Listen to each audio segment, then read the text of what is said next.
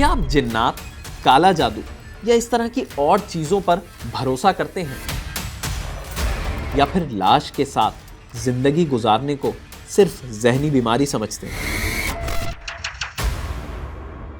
आज हम कराची के एक ऐसे ही मुनफरिद केस की बात कर रहे हैं जिसमें भाई बहन मां की लाश को 10 साल तक फ्लैट में लेकर बैठे रहे। घर में कचरे का ढेर, लेकिन लाश के गिर्द सब साफ था। ये केस क्या था? आइए इस पुरअसरार केस की फाइल को दोबारा खोलते हैं।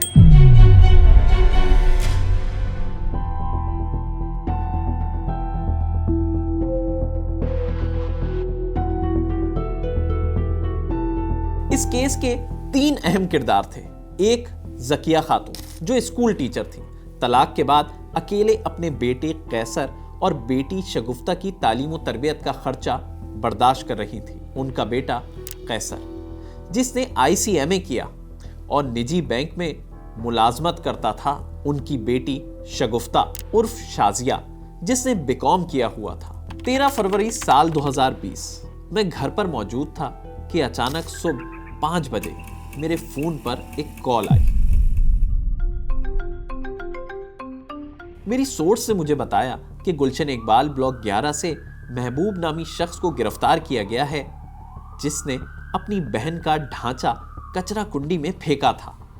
इस बात से ज्यादा हैरान कुन उसका अगला जुमला था।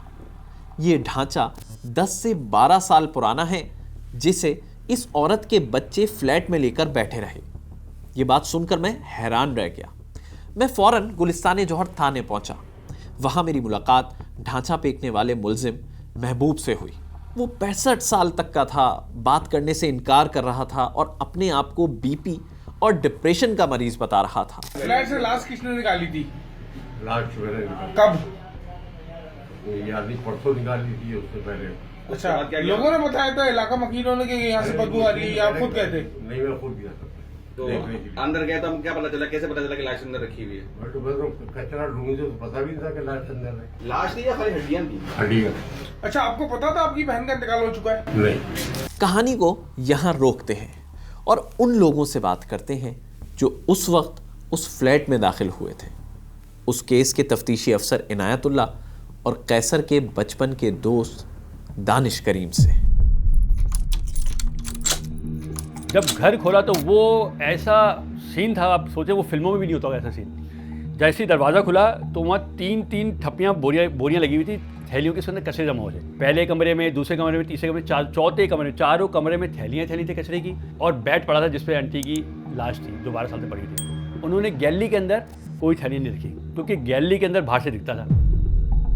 जो भी हम शापर फाड़ते थे तो उनमें सिर्फ कचरा ही कचरा था और कुछ भी नहीं। जब हम गए तो हमें भी खुशबू आ रही थी।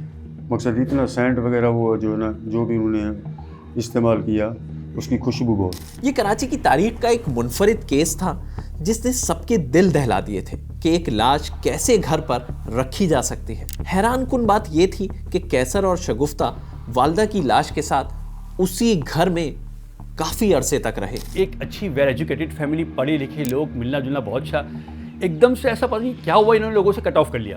पहले ये अपने ख़ानदान से कट ऑफ हुए, हमारे साथ तो बच्चों से क्रिकेट खेलते थे। वो गली एक ऐसी गली है जहाँ हम सब क्रिकेट खेलते थे। सब इनके घर में जब बॉल आती थी तो ये बॉल भी हम ही लेके आते थे। उस वक्त ऐसा कुछ नहीं था, लेकिन ये 2000 तकरीबन 8 के बाद बहुत ज़्यादा मशकूक चीज़ें होने लगी। लेकिन कोई सोच ही नहीं सकता था कि कोई अपनी वालदा का इंतकाल होने के बाद या मर गई कैसे हुई, उनके साथ कैसे रह सकता है। लेकिन ये दोनों रहते थे। बच्चों की बॉलें इनके घर में चली जाती थी तो ये लेने बच्चे जाते थे तो वो नहीं खोलते थे दरवाज़ा। यहाँ तक कि बच्चे उनके दरवाजे में बैठे रहते थे घंटों में, हमारी बॉल में, तो वो बॉल नहीं देते थे। यहाँ तक कि वो नीचे उतर के बच्चों को पैसे देते थे। कैसर इतना कमाता था कि उसने गुलशन इकबाल में मजीद एक फ्लैट खरीद लिया था और उसके पास 2 गाड़ियां भी थीं, मगर किसी से कोई पर्सनल बात शेयर नहीं करता था।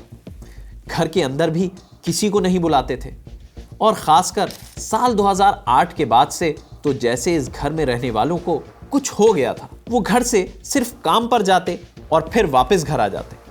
यहाँ तक कि करीब रहने वाले कैसर के मामू ने अपनी बहन ज़किया को भी साल 2008 के बाद से नहीं देखा था। DNA सैंपल से भी ये बात साबित हुई कि ज़किया की मौत साल 2008 के करीब हुई है। लेकिन ये मौत कत्ल थी या तबई, इस पर आखिर में बात करेंगे। 1 तारीख को यूनियन की फीस भरा करते थे, यूटिलिटी सारे कंप्लीट बिल भरा करते थे। वो एक चीज़ भी ऐसी नहीं छोड़ते थे कि जो उनके घर के ऊपर कोई बेल जाके बजाए। वो सारे काम नीचे करके चले जाया करते थे। इनकी हमेशा से ही एक अजीब सस्पिशियस मूवमेंट है। जब ये लोग सब थे, मतलब ये फैमिली कुछ कह सकते हैं कि साइकोटिक कुछ था कि वो घर से निकलना है, नहीं निकलना है, तो बस वो जाना है और आना है, और बस घर बंद, कोई भी किसी से मिलना जुलना कुछ भी नहीं। उसका फ्लैट ऊपर है, नीचे मेरा फ्लैट है, तो उसके फ्लैट से ये बाथरूम में पानी वानी आना शुरू हुआ। तो मैंने उससे कहा कि भाई ये पानी आ रहा है हमारे घर में छत में, आप देख लो।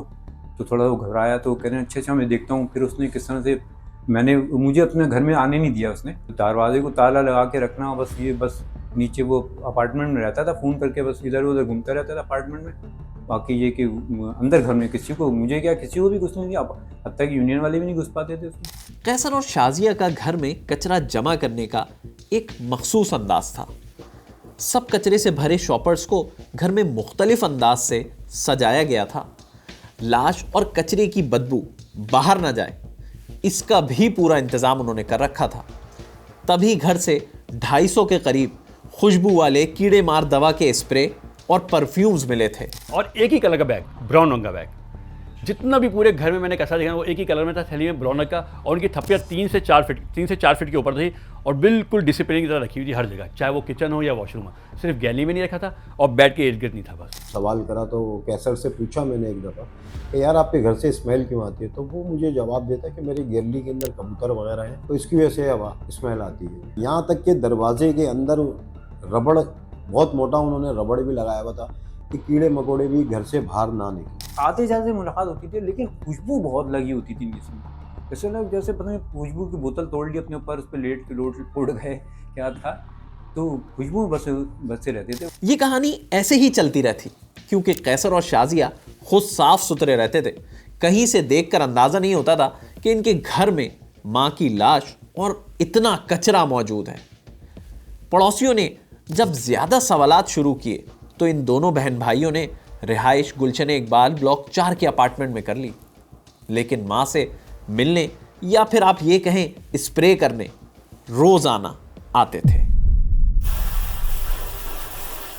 ये बड़ा हमें ताज्जुब होता था कि ऐसा तो नहीं हो सकता कि एक फैमिली रह रही है और कचरा जिम्मेदार मांगने आ रहा है तो वो कचरा नहीं दे रहे। तो फिर थोड़े दिन के बाद हमें ये पता चला कि वो यहाँ से घर मूव कर गए। अच्छा, घर कब मूव करा, कोई सामान वो घर से कोई चीज़ लेके नहीं गए कि मोहल्ले वालों को ये पता चले कि हम ये सामान लेके जा रहे हैं तो मोहल्ले वाले सवाल करते हैं। वो सिर्फ बहन भाई अपने सिर्फ कपड़े उन्होंने उठाए, शॉपरों में भरे और दूसरे घर में शिफ्ट हो गए। लेकिन हर कहानी का एक अंजाम होता है। अक्टूबर साल 2019 गुलशन इकबाल के क्रिसेंट कॉम्प्लेक्स अपार्टमेंट में एम्बुलेंस दाखिल हुई। शगुफ्ता अपने भाई की लाश लेकर मामू के घर पर पहुंची। बताया, मैंने और भाई दोनों ने जहर पी लिया है। इस पर ज्यादा असर हुआ और वो फौरन मर गया है, लेकिन उसकी अपनी हालत भी खराब थी। भाई की मौत के बाद वो गाड़ी में ही रहने लगी और सोने लगी। फिर 2 हफ्ते बाद शगुफ्ता की भी तबीयत ज्यादा खराब हुई। इलाका मकीनों ने उसे अस्पताल में दाखिल करवाया, लेकिन अगले ही रोज वो इंतकाल कर गई। अब 2 फ्लैट्स जिनमें ताला था और 2 गाड़ियां जो अपार्टमेंट में खड़ी थी। मामू महबूब ने एक फ्लैट का ताला तोड़ा, अंदर दाखिल हुए तो इन्हें कचरे के ढेर और बिस्तर से बहन जकिया का ढांचा मिला, जिसका जिक्र उन्होंने अपनी अहलिया और बेटे शाहरुख से किया। और फिर अहलिया और बेटे के साथ जाकर बहन का ढांचा AJPR ऑफिस के पीछे कचरा कुंडी में फेंक दिया। तो बहुत ज़्यादा दुख हुआ जब पता चला कि महबूब आलम साहब ने अपनी उस बहन को, जिसके बारे में वो कहते थे कि मुझे पाला है, उन्हीं की डेड बॉडी, ना कि वो तदफीन करते, उन्होंने वो डेड बॉडी कचरा कुंडी में फेंक दी। लेकिन उस घर में बहुत राज छुपे थे। बहन भाई जहनी बीमार थे या जिन्नात का साया, हर महल्ले वाले के जहन पर यह किस्सा सवार था। जब घर में गए, घर के अंदर एक ऐसी अजीब सी स्मेल थी, वो स्मेल बिल्कुल कभी मैंने सुनी नहीं। और घर के अंदर इतनी वहशत, इतना भारीपन था। मैं तकरीबन 2.5 या 2 मिनट घर में रहूँगा और निकल गया। और मेरे साथ साथ SV साहब थे वहाँ पर ज़माने में, वो भी 1 से 1.5 मिनट में वो भी बाहर आ गया। तो अंदर कोई रोक ही नहीं सका, इतनी मुश्किल थी उस घर के अंदर। दीवार पे लिखी थी शाजिया की 2007 में शादी हो गई, जबकि शादी की शादी ही नहीं हुई, शादी तो सिंगल थी। तो बस ये बहुत कुछ हमको हमारे लिए हैरानकुन था। तो मैं अक्सर रात को जब उस बिल्डिंग के अंदर ऊपर चढ़ता था तो मुझे ऐसे महसूस होता था कि जैसे कोई मेरे पीछे जीने के ऊपर आ रहा है। बाखुदा ऐसा खौफ था उस जीने के ऊपर कि अजीब व गरीब एक खौफ तारी था उस जीने के ऊपर, जबकि पूरे मोहल्ले को, उस बिल्डिंग को, मेरे अपने घर को ये नहीं पता था कि ऊपर बॉडी रखी हुई। इस केस में फायदा भी गिरफ्तार मुलजिम का ही हुआ। महबूब के खिलाफ मुकदमा नंबर 168/2020 गुलिस्तान जौहर थाने में दर्ज किया गया था। केस चला लेकिन कुछ भी साबित नहीं हो सका, क्योंकि केस सरकार जरिए दर्ज किया गया था। केस जिनका था उनका तो पूरा घर ही खत्म हो चुका था। 2.5 माह बाद महबूब की जमानत हो गई और फिर केस खत्म हो गया। डी नहीं आया तो उसमें भी कुछ नहीं आया, उसमें भी कत्ल नहीं हुआ। एक होता है कि कत्ल में कत्ल होता तो उसकी इशारत मिल जाती कि कत्ल हुआ है, कत्ल भी नहीं होता, अपनी मौताब मरी थी जी। बाहर आकर मामू महबूब कैसर के दोनों फ्लैट्स और गाड़ियों के कानूनी दावेदार बने, फिर इन्हें बेच दिया और अब इन फ्लैट्स में रिहाइश भी हो गई है। बस हमने गलती की, मैं ये बोलूँगा हमने, इस माशरे ने गलती की, उनको अपने आप से दूर होने दिया। जब वो आइसोलेट हो रहे थे ना, हमें उनसे पूछना चाहिए था, वो अपनी बातें शेयर करनी चाहिए थी, उनसे मिलना चाहिए था, उनसे पूछना चाहिए था कि यार कोई प्रॉब्लम है तो बताओ। अगर हम लोग उनके साथ मिलना जुलना रखते, बातचीत रखते कि भाई साहब कहाँ गए अम्मी, क्या हो गया, तुम लोग इधर से घूम क्यों गए, गायब क्यों हो रहे हो, नज़र क्यों नहीं आ रहे, तो शायद इतना बड़ा मसला नहीं होता। लेकिन ये 12 साल का अरसा गुजरना, किसी लाश के 12 साल रखना, ये मेरे ख्याल में पाकिस्तान की तारीख में क्या दुनिया की तारीख में कहीं नहीं हुआ होगा।